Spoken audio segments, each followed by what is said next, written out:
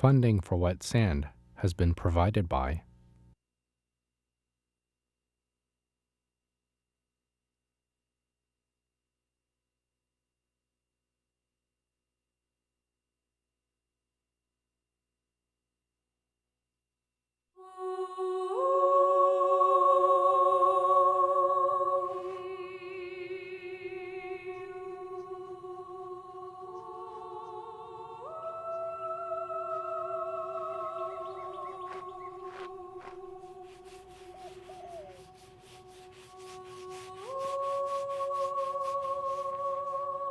저는 지금도 아들을 일주일에 한 번 꼭 가요. 아들 산소를 간다라기보다 제 마음에 굉장히 거기를 안 갔다 오면은 일을 잘 못해요.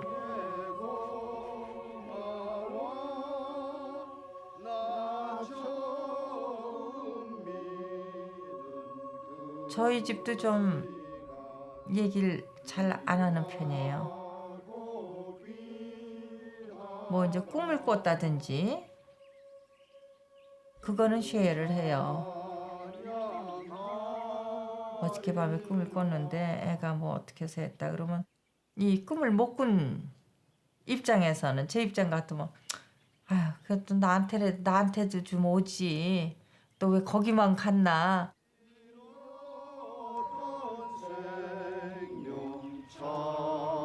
이맘때만 되면 생각이 더 많이 나죠. 또 이제 점점 이게 멀어지는 것 같고 항상 그렇게 그냥 가슴에 안고 살죠 지금. 뭐 항상 마음에 뭐 안고 사니까 항상 가슴이 아프죠 뭐. 지금이나 그때나 똑같아요 심정은. 더 많이 생각이 나요. 이 아이들이 지나가는 거 보면 콧돌에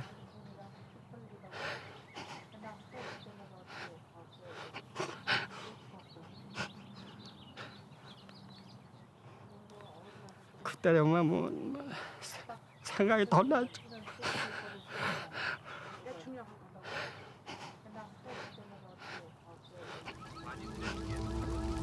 그러니까 걔가 라디오를 들으면서 이제 막 흥분하기 시작하는 거예요. 저렇게 우리 한국 사람들이 우리가 이제 온 지가 20년이 되니까 20년 동안 우리가 다 저렇게 읽어놓은 게 저렇게 하루아침에 지금 불타고 그러는데 어떻게 저렇게 바라다 보고 있느냐 그러면서 저기 나가서 다 해야 된다 그 소리예요. 내가 하나밖에 없는 아들인데 얘들을 저 속으로 내가 보낼 수는 없잖아요. 우리 딸이 엄마 오빠 이상하게 뭐가 어떻게 됐나 봐 그러더니 막 울어요. 어저께 원산 면역에서 있었던 게 에디 같아요. 그래. 한 가닥 제가 희망이 그날 아들이 그 입은 그대로 나갔으면은 청바지에다 하얀 티셔츠를 입고 나갔었거든요. 그런데 그 사진은 보니까 검은색 티셔츠더라고요. 그래서 이게 내 아들이 아니겠지. 저한테는 이제 뭐 정말 지푸레기라도 건지고 싶은 심정에 얼굴은 분명히 내 아들인데 옷이 아니니까 제가 거기를 갔어요. 거기를 그랬더니 갖고 나오는 게 뭘 갖고 나오냐면 우리 아들이 썼던 안경하고 주머니에 20전하고 제가 그 볼펜 하나 있었던 게 있거든요. 볼펜하고 걔가 그 희생당했을 때 가지고 있었던 소지품은 그게 전부였더라고요. 나중에 그 검은 티셔츠가 왜 그렇게 내가 그렇게 보였는 거 아니?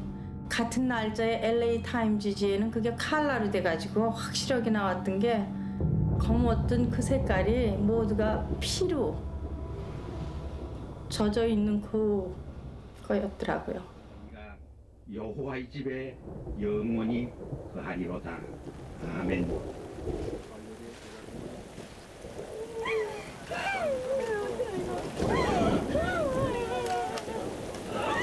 사이로 폭동이 일어나고 점점 흐려져가는 4.29 또 정말 4.29 때 좀 굉장했었죠. 우리 정말 10만 인파라고 할 정도로 정말 우리 한국 사람이 하나가 돼가지고 한 목소리가 돼가지고 굉장히 우리 한국 사람이 뭉쳐져 있었어요. 그때는 젖은 모래알을 손에 움켜졌던 것 같아요. 우리가 모래알을 손에 움켜졌을 때 젖어 있을 땐 그래도 움켜져져요. 근데 그게 이제 해가 뜨고 마르고 그래 봐요. 손 5손가락 사이로 다 빠져나가요. 지금 없어요.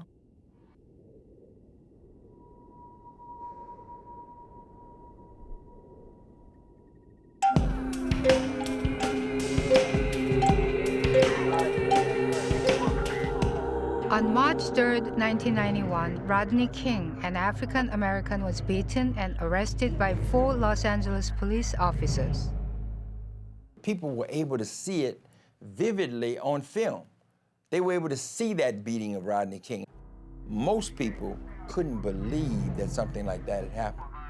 Of menacing victimization of black people that we have had to endure at the hands of the Los Angeles Police Department for years, for decades.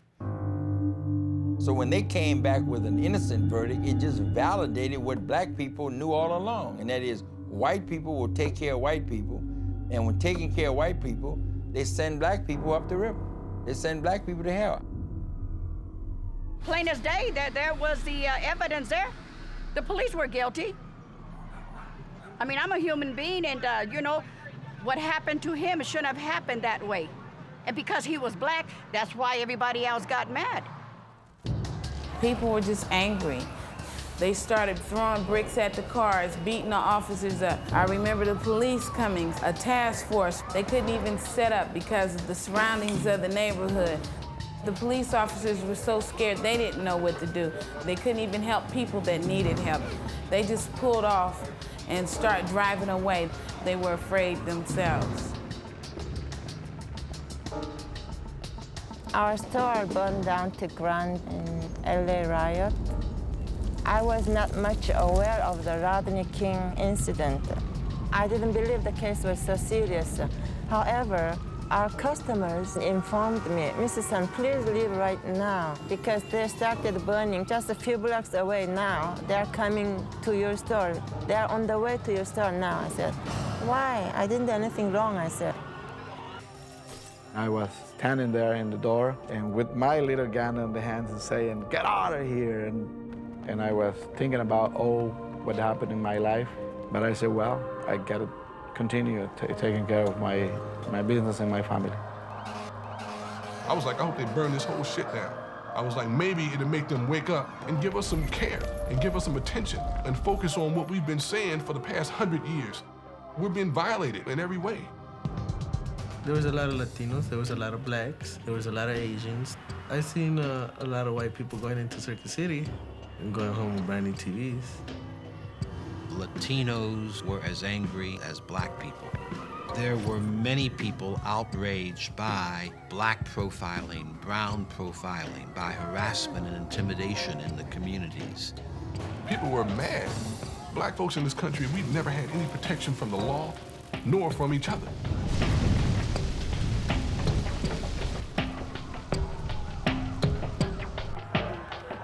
This was a preventable riot. We knew those jurors were going to come in. We knew they were going to come in the daytime. LAPD was unprepared for a disturbance of this magnitude. Police officers didn't have the resources. They were poorly led. They really did not anticipate the kind of situation that they faced. If I had known that it was going to happen the way it happened, I would have had the department totally mobilized with everybody that we have in uniform out on the streets. We were not able to do that. It broke out, became even more widespread. I didn't realize we had so many people that would engage in a riot. I thought we had better people in this city. And had I put everybody out in the streets that way, then they would have accused me of being provocative and having started the riot. So you're damned if you do and damned if you don't. The original core of rioters, they expected the police to come back, and they would have left. When they didn't come back, people sort of realized we're in control. At this point, nobody has been shot or killed. And crowds began moving in a corridor out of South Central, along Wilshire, and right through Koreatown. Y cuando vimos lo que robaban por televisión, vimos que la policía le dio permiso de robar a toda la comunidad. Y así todo el mundo tenía que participar. porque la policía estaba en la puerta de las tiendas y mira que sacaban las cajas llenas de pampers, de leche para los niños, de comida. Entonces, y los policías estaban enfrente, y ellos siguieron sacando y fueron agregando mucha más gente. The looting indicates the extent to which poverty in Los Angeles is a very serious issue, which no one will address in an official fashion. During the 5 days of this tragic event, property losses grew to roughly $1 billion. 2,328 people were injured and 54 died. African Americans, Latinos, whites, and Asian Americans. This upheaval in 1992 was not an historically isolated incident, but what made it different from previous explosions was the presence of new immigrants. The media played a tremendous role in trying to play up that this was a conflict primarily between blacks and Koreans. We don't communicate like this, though. This is unfair. Just 2 weeks after the beating of Rodney King, an African-American girl, Latasha Harlins, was shot and killed by a Korean merchant. That incident was widely publicized by the media. A black young woman, she's 15 years old, goes into a Korean store that's been robbed repeatedly. She thinks Latasha's shoplifting. She wasn't. And she shoots her in the back of the head. In '92, right before riot did happen, every time when you turn on the TV, you would see Latasha Harlins being killed by Sunja Tu side by side with Rodney King being beaten up by LAPD.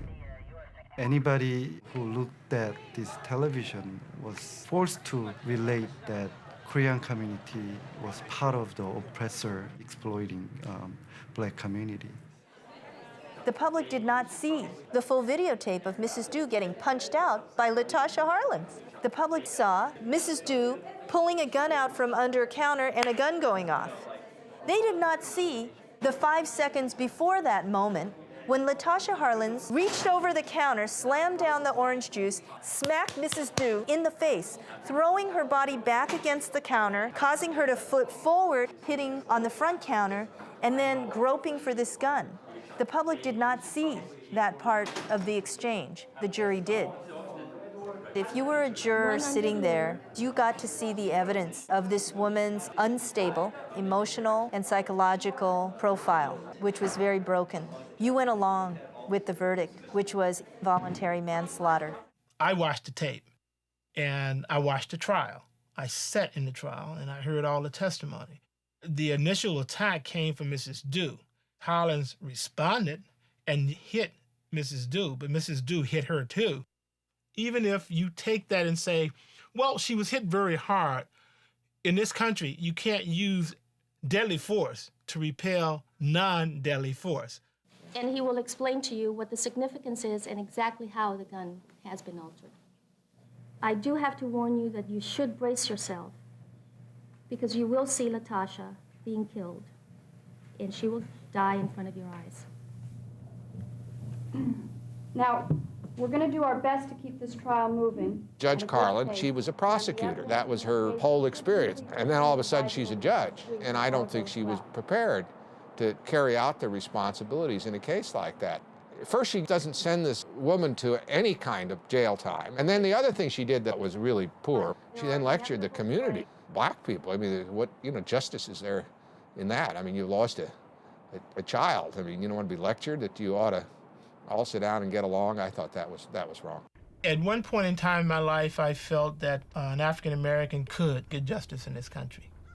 But with the Latasha Harlins case, it reinforced the fact that when all things being equal and sides have to be chosen, we're going to be the ones that left out. It's clear that our lives are not as valuable as anyone else in this country.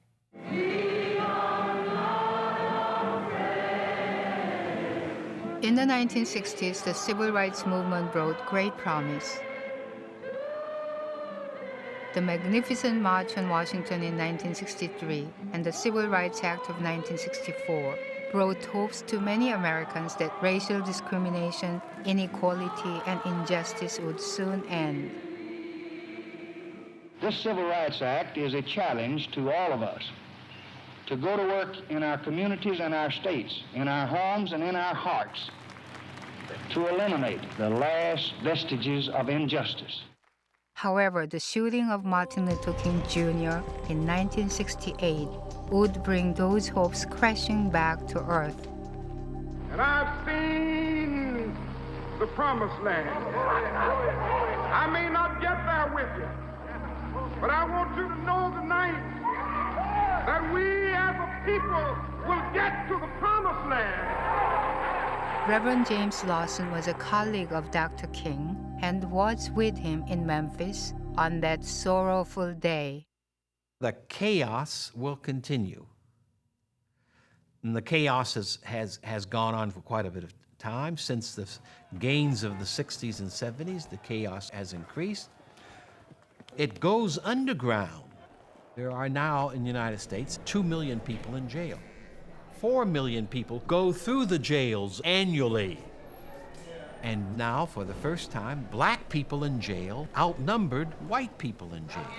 That's historic. There can be no justification for that many people in jail. 53% are black, 23% are Latino, and we do not make up 22% of the population of this country.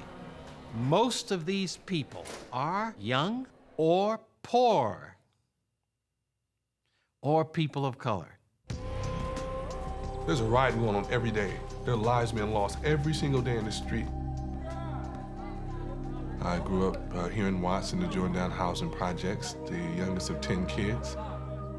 Used to gang bang, from Grape Street, the neighborhood that I grew up in, and lost a really good friend in the 9th grade, and it changed my attitude about what I saw myself doing in the future. This is a memorial wall that was dedicated towards the community. These are all names that you can see right here. All of the fallen people that been lost since the beginning of gang warfare. There's no recognition that there's a war going on in America. Over the past 20 years, there's been over 10,000 gang-related deaths in LA County. More deaths than some international wars taking place. There's very little resources that's put into it. What they do is they give us a big Band-Aid, and they Band-Aid it every year. In 1992, Aquila and many others made history, an unprecedented peace treaty between rival gangs. The Bloods and the Crips was signed and hand-delivered to City Hall. 250 Crips and Bloods from 7 different neighborhoods. We had 3 buses, and we rode down on City Hall to say, we're peacing now, we're coming together for the sake of our children, to save lives on the street. And we laid all of that out to City Council, First, they didn't want to let us speak, and then we just bogarted and took the mic and spoke anyway.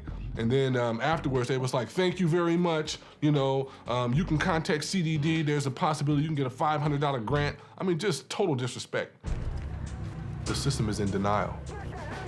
And since 1965, it was the same situation that happened. Had a motorist beat, the police constantly gets away every single time, and nobody does anything about it. It's swept under the rug, and it becomes a part of history, and nobody ever mentions it. The most frequent form of urban explosion has been a white mob descending upon a black neighborhood in Chicago or Tulsa, Rosewood, Florida, shooting and killing and burning it down, lynching some people. That has been the most frequent form of urban explosion in the United States. In 1960s, you get the first urban explosion where black people are the ones doing it. Every one of those explosions in the 60s, as with the 1992 one here, was caused by specifically police cruelty, misbehavior, lawlessness, and invariably by a white policeman's misbehavior. The verdict was heard inside the store. They started tearing down the potato chips, the alcohol. The bottles was being flown out the store.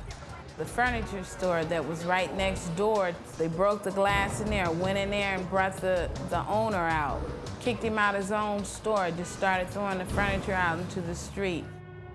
We lived in Bel Air, and everybody was frightened up there. and they did post some guards at the gate, but it is the only time in our entire married life that my husband went out and bought a shotgun. And we kept the shotgun as long as the riots were a threat, and then after that he got rid of the shotgun. And that was the end of that. 한창은 제가 정말 늪에서 빠진 것 같이 헤어나지 못할 때도 많았어요. 하여튼 그 지금 거의 횟수로 10여 년이 다 돼가면서 뭐 어느 해는 그게 주기적으로 좀 틀리더라고요. 딴 사람들 잊어버려, 잊어야 해, 뭐 잊었지 뭐 그러는 그 단어에 과연 잊어도 되나? 저는 그걸 또 반문해요. 정말 잊을 수 있을까? 잊어야 하나? 잊어도 되나? 근데 저는 아니에요. 정말 잊으면 안 되는 거고 잊을 수도 없고 항상 가슴속에 정말 지니고 다녀야 하는 그저 늘 즐겁다가도 어느 때 그냥 항상 즐겁게 막 웃고 그러는 그 시간에도 어느 때는 문득 생각나게 하는 게 아들이에요.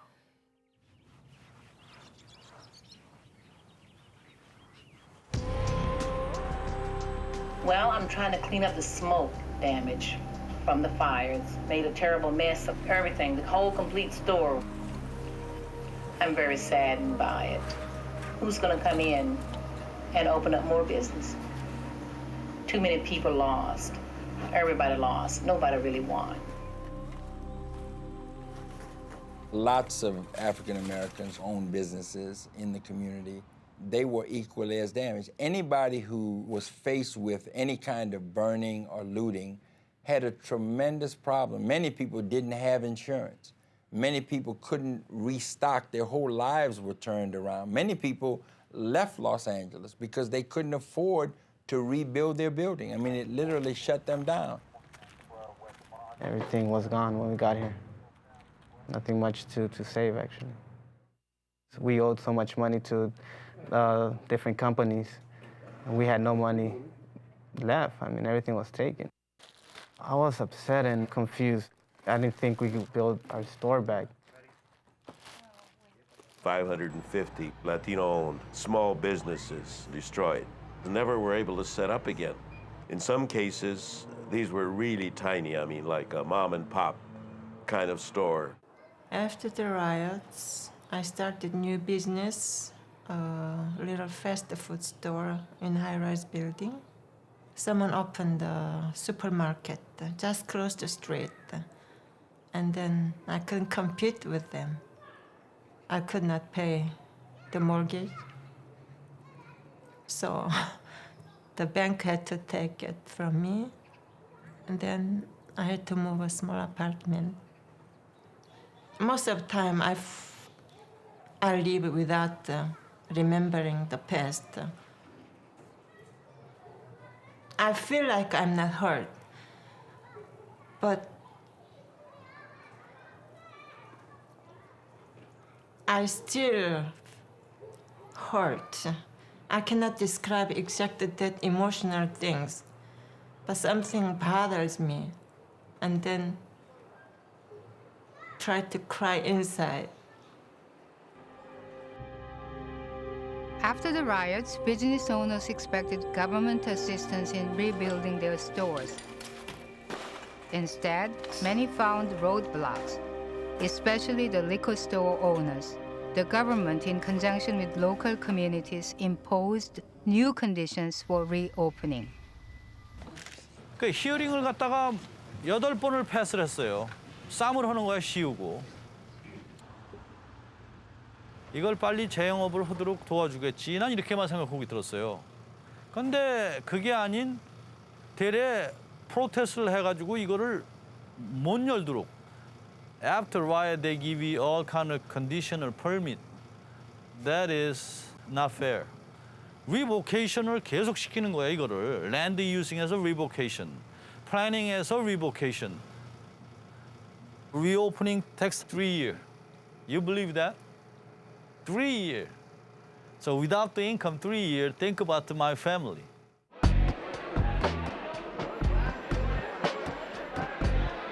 There are government or city programs that were supposed to help us, victims of the riot, As it turned out, I'm yet to meet anyone who really was helped as a result of the programs. I don't know too many blacks who was helped at all, and I know a lot of black people, in particular this community. The program that should have helped really hurt. What good you give it to me, but I can't use it? It's like you give it to me, but you tie my hands as well. We know you don't have no money. We know your house was in foreclosure. We know you had bankruptcy. Those are the things that eliminates us. If it's a loan, yeah, you must have the ability to pay it back. Nobody really wants anything free. But first, allow us to get in the door to at least get some of that assistance. Now we're out of business for 3 months with no work, nobody coming in. We got to fix our building back. We got to put our mirrors, glasses back, and with no jobs and no money coming in, and couldn't get a loan from nobody. I know for a fact that African Americans is the last one to get loans. I mean, if you get it at all. Our communities have been redlined for years, even before the riots. We cannot get bank loans at normal interest rates. If you want to help me, you'll make a way to do that. Not to give, but at least assist. Not just make it available. What good are you making it available and you put it right in my face and I'm that close and I can't touch it? In some ways, the black community has fed on its own problem to such a degree that they overlook the opportunity that is available to them. The reason that immigrants have come to this country from all over the world and succeeded is because they chose to grab the opportunity rather than complain about the environment. The bottom line, it's work. See, we work 7 days a week. I'm here in my business every single day. As soon as I open the store at 10 o'clock in the morning, I don't go out, or I'm not here and there and wasting my time outside the store. I'm taking care of my business, I'm taking care of my customer.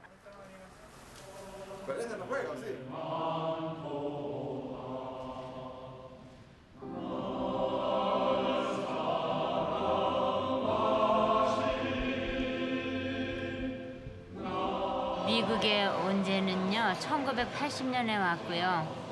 보다 더 나은 삶을 위해서 왔습니다. 우리 한국에서는 전부 쌍막하고 죽었던 나무들을 보고 왔는데 미국에 도착해서 그 만만한 꽃들이 있는 거 보고 아, 이것이 천국의 모형이구나라는 것을 아주 저는 느꼈습니다. 그 당시 이제 꿈이 조그만 햄버거 가게를 하나 가졌으면 좋겠다. 돈 세이브를 해서 조그만 가게를 인수했어요. 이제 그다음에 이제 그거를 팔고 이제 그 수화미술 들어가는 거예요 지금. 그 현재 지금 불탄 와스라는 데는 블랙 파워들이 가장 자랑하는 지역인데 부동산 값이 쌉니다. 다른 사람들이 들어가길 꺼려했던 지역이에요. 그러는데 제가 조금 반대를 했었거든요. 좀 너무 무서운 생각도 들고. Korean people come here with a language barrier. They're immigrants. They have to learn the language. Their children feel alienated. They're not accustomed to going to school here, to our customs.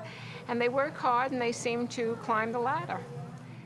Black people, I think, have had it very difficult. I'm not saying that it was easy. I think every minority has it difficult when they come to this country. Every immigrant group has it difficult. But blacks are Americans. The image many times as far as African Americans are concerned is that we're lazy, we don't work hard, and we just don't do anything. We're fighters. And like I said, I don't take no for an answer. It takes hard knocks, ingenuity. You have to work hard and be creative. We have 4 sons, and all our 4 sons grew up into the business. All my 4 sons could sell carpet. I taught them. I would put them on the truck with me. You carry my samples, you do everything. Now, as far as other minorities, the immigrant, they project another image. They come here and they're hardworking, they pursue the American dream. We, African Americans, we Africans that were brought here, we are toxic waste and the byproduct of a commercial enterprise called slavery. They used us for 300 years to develop this country. Then they buried us. They thought that tetanus, yellow fever, malaria, smallpox, and syphilis would wipe us out. That's why there's no policy. because there's never any foresight. It's a reactionary policy. I think with all the civil rights laws that have been passed and everything that society has tried to do to correct a lot of the wrongs that were there, I think it has changed so much for the good. What happens with white people is they tend to say, well, look at how much better things are. It's always easier, you know, to say things are better if you're not the person who's on the bottom of the heap. Yes, they're better, but what they're better from was pretty awful. At one time, we used to be fighting just to sit next to white people, just to go to the same schools as their children. You say we can have the same jobs as your children, but because we're not being educated equally as your children, we're not qualified for those jobs. In spite of all the things that we say, America is obsessed with white and black.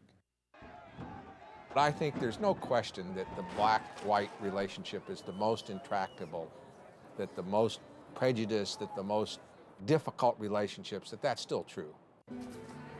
It seems strange, but I don't come into too many contact with white folks. I seem to always run into Orientals or Latinos. But the white people, like I say, it's there. You know, they're careful now because they believe that blacks are more aware now. And we know how to detect, if you will, and to deal with it. So they're a little undercover. 백인들도 변화 온 건 많이 변화가 됐어요. 사실은 많이 변화가 됐고 이제 세상이 깨우쳤기 때문에 자기네들 그 옛날 마인 가지고는 못 산다는 것도 알고 있고 그렇지만 안 보는 데서는 아직까지 그게 그대로 남아 있다는 거. Estamos en desarmonía con los blancos, con los gringos, con los gobernantes, porque es parte del sistema. Y es el sistema que está fallando. White community has set up this system geographically to sit back in their backyard and see how this Korean community, Latino community, and black community are pitted against and fight amongst themselves. Some realtor developers, investors, and wealthy people are building gated communities because they know that through economic policy, educational policy, they are planting seeds which will not birth liberty and hope, but will birth despair and mayhem. The white power structure must promote the idea that Asians and blacks and Latinos do not like each other and fight each other. The old principle of divide and rule. Keep them quarreling over crumbs from the economic table and no effective challenge to the powers that be will be made. Es triste ver que entre minorías nos estamos nosotros queriendo eliminar o queriendo aprovechar. Porque inclusive en los mismos latinos hay latinos que quieren aprovecharse de los mismos latinos. Entre minorías nos estamos queriendo destruir entre nosotros mismos. Y va a haber un problema igual al de Rodney King con los afro. Y eso es una bomba que va a explotar. How could they do this to us? I was disappointed within African Americans. I used to hate black people. I see my parents are working so hard. We should never do business in black neighborhood. Korean merchants had utter contempt for black clients. They took money from the community and put nothing into the community. They did not defer to blacks as clientele, as customers. The money, the change thrown to them. No eye contact, no greetings, no thank you. It is as if I am doing you a favor by having a store in your communities.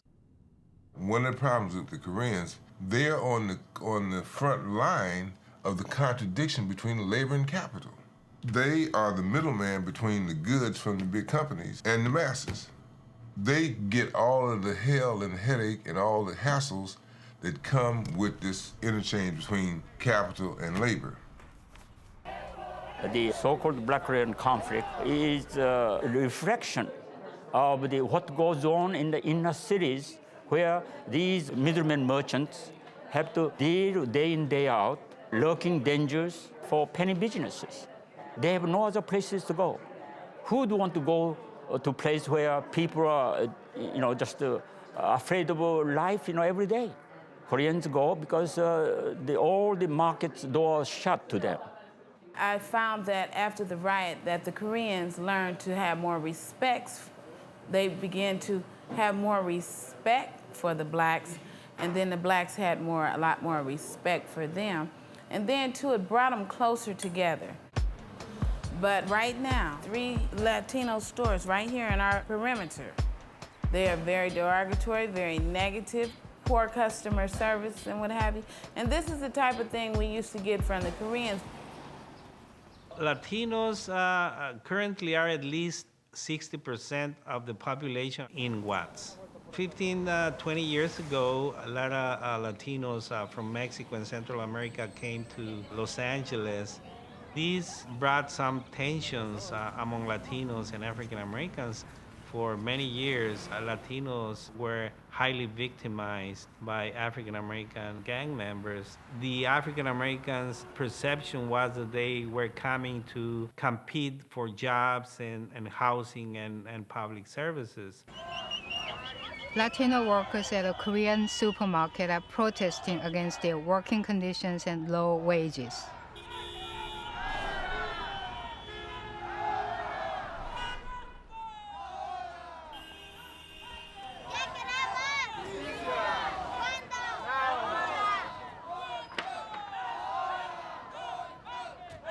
Ha sido una experiencia trabajar con un patrón coreano que a los compañeros coreanos. Si algún coreano llega y se porta bien con nosotros, el patrón en poco tiempo lo regaña y lo corre. In the market that I worked before, they accused me that I was stealing and I was doing some bad things. They fired me from the market, and I just found another job in this market. It doesn't change anything, it's almost the same thing. All the time they're trying to push you and scream you. They feel like it's bigger than me and try to treat me like the way he wants. Also, one guy before told me that I'm Korean, that's why. You're Latino, that's why. Oh my God, but give me exactly the reason why are you treating me like that. The problems that exist in our community has to do with economic development. It has to do with poor housing. It has to fundamentally has to do with jobs. I mean, people can't get jobs that pay them a decent wage. We had a lot of manufacturing jobs in our community where people could make $15, $25 an hour. They would be able to provide better standards for their children. They'd be able to provide better homes for themselves. Watts here has been hard life, especially when I was young. I'm barely making it on my own. I didn't have an education to have my diploma, and then health-wise, I'm not, 100% good in my health. It's bad when you don't have anything and you have to struggle for it. You have to fight for it. It's bad because you're having a harder life, and maybe that's a cause of all the brutality with races and with life, period. One of the things that was good growing up in Watts was that the teachers lived there, the middle class people lived there, so you had a community. And now it's easier for African Americans to move outside Los Angeles, live in a lot of cities where they weren't welcome before. What I wonder about is the ability of people who are very poor to move, to relocate. And I guess I wonder, what does that leave in South Central? Workers who make impoverishing wages, who work 2 and 3 jobs, and then still cannot put food on their table for their children for an entire month. That it doesn't just affect black people, it affects Latinos. Poor white people, it is still true that white poor make up a majority of the society. As a heritage of slavery, plantation capitalism, supported by transnational corporations, have no regard whatsoever for the stability of our society. That is the most debilitating reality of racism in the United States. The best way to shorten the time between poverty and a decent life is with education. The biggest damage to the black community by our country is the lousy schools that black kids go to, that black parents tolerate. Stop blaming the problems on those people, on white establishment and ordinary white people that go around every day working hard and living life to raise their families. Send your children to school, keep them out of gangs, get educated, make sure that they can earn a living before they get married and have children, and it'll change. Everybody want to blame it on the parents. Well, the parents got to do something. But you have to understand that the parents are victims of that education system in the first. They had the first grade, they had a second grade, but they weren't taught. I went to school, I went right here to John C. Fremont. When I left there, I never missed a day in school. I didn't know the difference between a noun or a pronoun or adverb or nothing. My brother graduated with a diploma and could not spell train, but they passed him. Let's not try to talk about busing or sending them out to other schools or vouchers to private schools. I say I need my school right here at 92nd Central just as good as the school right there on Brentwood. The quality in education is very poor, especially down here. When the children get up in the morning, it's like they don't want to go because they don't know what they're going to encounter as far as the fighting, teachers getting beat up by another student. They don't know what to anticipate on the next day. My name's Sade. I'm in the 10th. I go to Fremont School. It's all right, but you wouldn't last for a long time. You'll want to check out like your second week there. Cause it's like, man, it's crazy up there though, but it's cool. Only if you make it cool, but if you make it like, bad, then that's what you get. I don't know how they see the school. Most people go there for stupid shit, stupid reasons, like the gang bang and stuff. Half the kids just don't gang bang, they still bother half the kids that don't gang bang. And most kids get tired of that. I even got tired of it at one time and I wanted to check out and I did. But I came back though. The lack of a good public education has contributed more to the cynicism of voters than probably anything else. There's so much money at the disposal of the school district. Who's benefiting? The politicians cater to those wealthy interests, and that's where the money goes. We are involved in one project where we have seen hundreds of millions of dollars go into the pockets of developers and developer buddies. The system doesn't want to really educate minorities. And we as parents, having our children attending local schools in terrible physical conditions, books, computers are not there. We still have an over 60% dropout rate in our local schools. We still have at least 50% emergency credential teachers. In terms of academic achievement, our children are at least 4 years behind schools in more affluent communities. As parents, we are developing the perception that the system is using our neighborhoods and our children to nurture future subservients or future slaves. There are more penitentiaries under construction today in the United States than there are educational facilities. If I was the president, I would immediately attack our education system in communities such as South Central, all across the country. La mejor solución es darles trabajo, un programa de entrenamiento a los jóvenes, en especial con sus padres, porque si le damos entrenamiento solo a los muchachos, los padres van a estar fallando siempre. No van a estar en la misma onda de que se está dilucidando el problema. Lo que necesitamos es agarrar las familias y educarlas a los padres y a los hijos, que vayan en armonía por el bien de ellos mismos, no por el bien de nadie más, ni por el bien de la ciudad, es por el bien de nosotros mismos que tenemos que educarnos.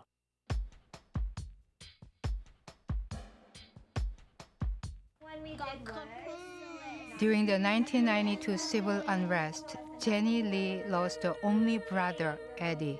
The butterfly! I'm a teacher. I teach first grade at an elementary school. It's a multi-ethnic school. It's a very diverse population with a lot of students from a lot of different areas. And butterfly eggs come in all kinds of shapes and sizes, okay? Just like all of us come in all shapes and sizes, and different colors too, right?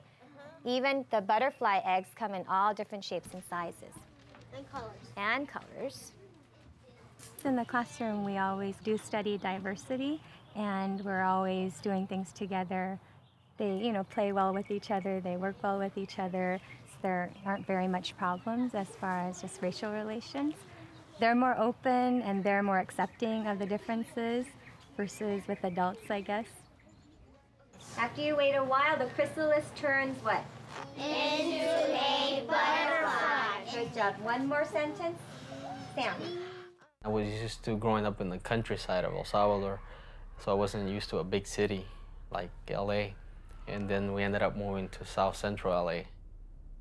I think I was one of the few that was able to get out of that neighborhood. It's a really poor area there where the poverty is like, it's ridiculous how high it is. There was this Better Chance program where I got a scholarship, so I was able to get away and go to high school in another state. Most kids don't get that opportunity. One of the nicest people that I ever met, because he was a really good teacher in third and fourth grade.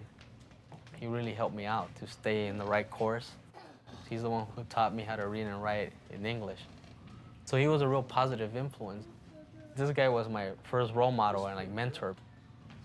It just so happens that this guy was a white guy, because when you're a little kid, a lot of times you don't break it down in terms of race or ethnicity. I didn't know he was white when I was in third grade, and I kept in touch with him after 20 years or more. He became like a family friend. Raise your hand. I'll help you. I don't know what we can do for an older white generation who's already been weaned since they were babies, feeling racially negative toward another group.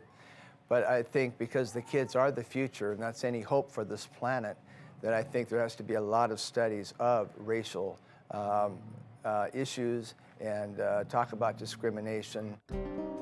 After the Chong's swap meet in Watts burned down in 1992, they decided to move away from African Americans in the hope of escaping racial conflict.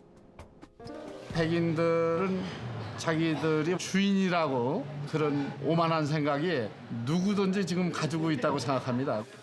황색인종이 저 같은 사람이 백인들한테 가서 음식을 잘못 내놓았을 적에 어떤 때는 이 손톱까지도 열심히 부른 사람이 있고 기분 나쁘게 대하는 저희가 한두 가지가 아니죠.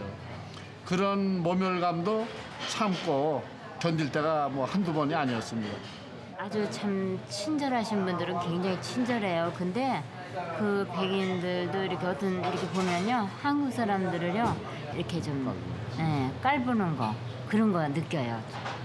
저희가 이렇게 딱 쓰면은 그걸 벌써 이렇게 딱 느낄 수가 있어요. While immigrants experience discrimination from the mainstream, white and black confrontations continue. In July of 2002, a 16-year-old African-American boy, Donovan Jackson, was handcuffed, then beaten by a white police officer. After the Rodney King beating, police did not get any better. Now it makes me afraid to be stopped by the cops if they're gonna beat me, Police, when they think just because you're black, you're a bad guy.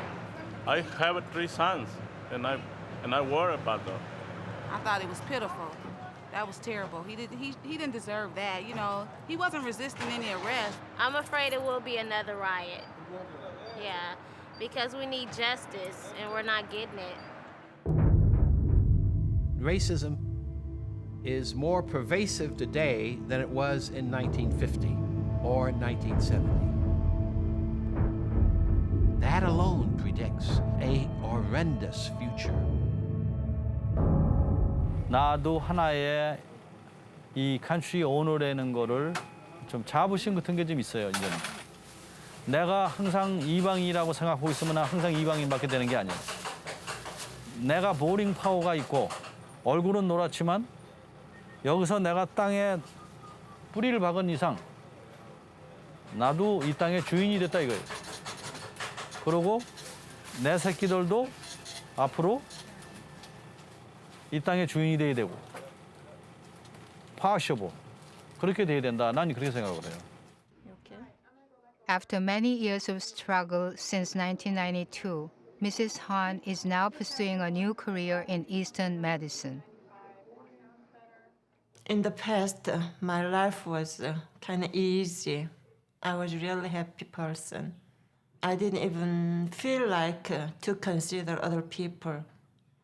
But then, when I was in trouble, I tried to look around how other people live and think, manage their lives. And then, by having a lot of contact with other people, I learned a lot about life.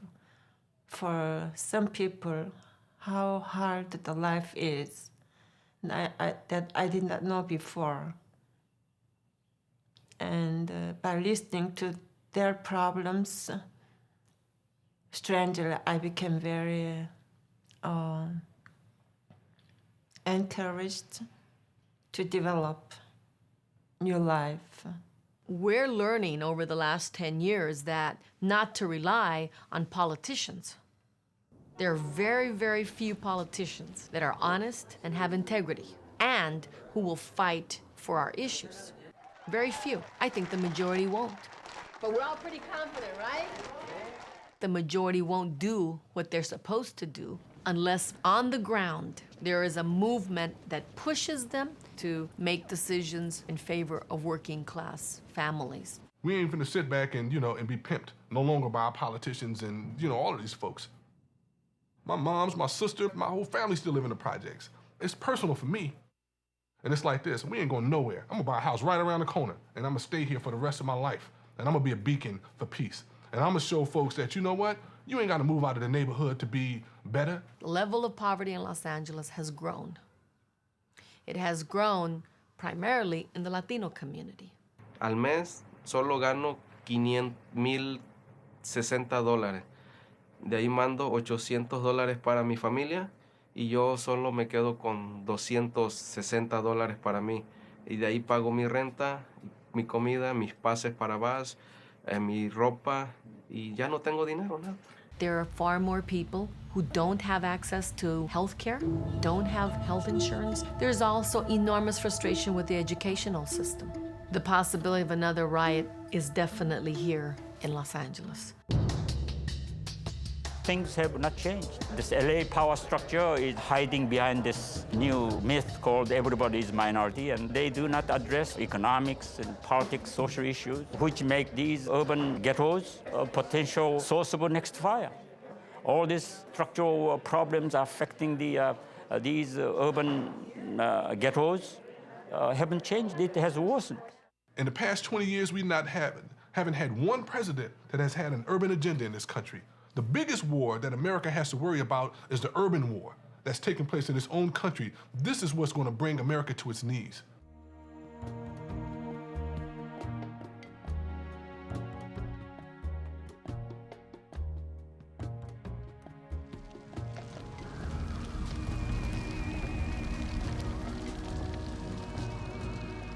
The powder keg is here, it's real, and it's ready to explode if you don't take the stem out of the keg.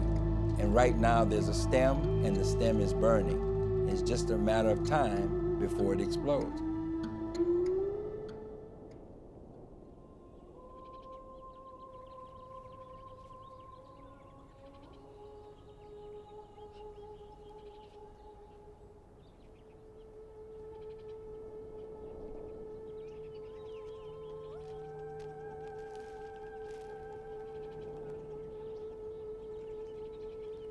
그 사람들이 개인이 우리 아들을 쏜 걸로 하지만 조금 더 넓게 생각했으면 이거는 개인이 문제가 아니고 이건 무언가가 잘못되어 있는 거예요.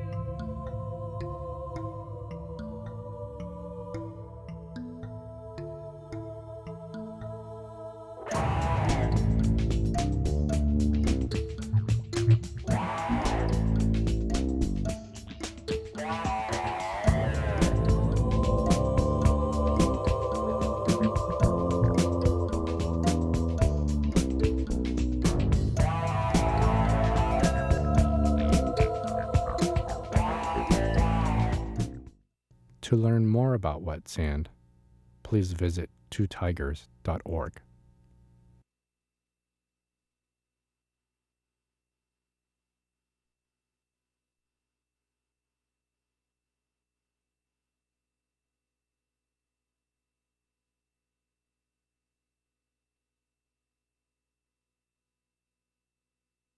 Funding for Wet Sand has been provided by